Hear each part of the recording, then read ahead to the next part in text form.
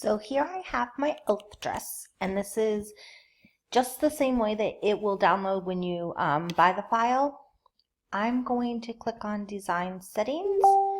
I'm going to change it to, sorry, I'm messaging someone who's asking about it. Change it to the multi-hoop or multi-needle, and I'm going to go to the 14 by, what is that? 7 7/8.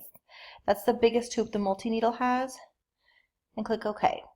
Then I'm going to click on this, and I'm going to scoochie him over. And then I'm going to Control C, Control V.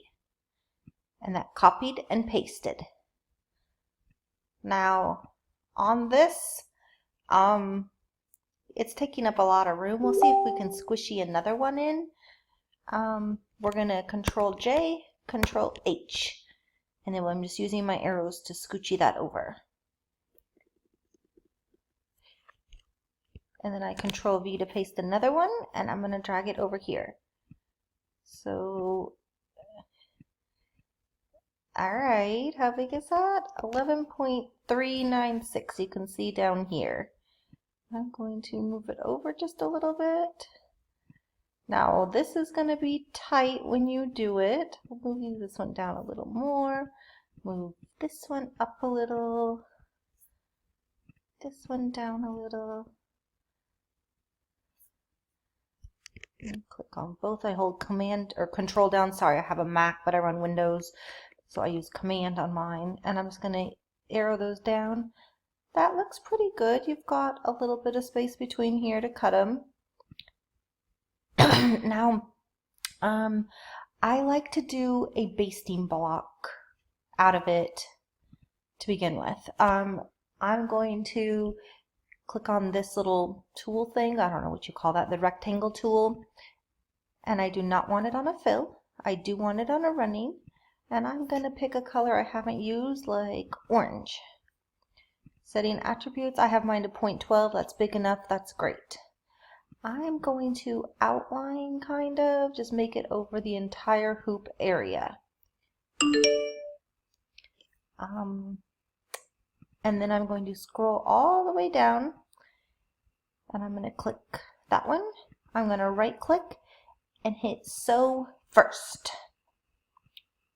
The reason I want it to sew first is because it's going to do this outline of where to put my fleece, and then I'm going to put my fleece down, and I'm just going to stitch this again because it'll hold my fleece in place so it doesn't wiggle.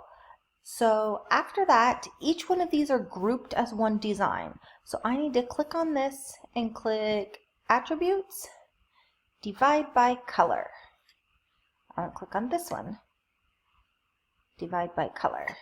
Click on this one, Divide by Color. Now this is the outline. So I'm going to click on that one, hold my Control button down, click on this one, hold my Control button down still, and click on that one, and then click my quick arrow. And I'm just going to click my delete button and get rid of those because I don't care about those steps because I know where the placement is because I have this rectangle here first. So then I need to combine the same colors. Step 9 is the same as 2. Those are the outlines. Put them together.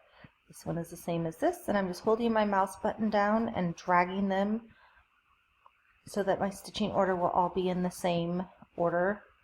And here is second to last, and here's your last step. And then we get to the third one, and we go up and up. And again, we are just dragging these little guys up. Like this, and my program crashed. Well, my program has a habit of doing that. My MacBook doesn't like it, or it doesn't like my MacBook. But you get the point. I can't click on anything now. So I'm going to stop the video, but you can see what I'm doing, and then you just click save, and you have all three that you can stitch at once in your big hoop.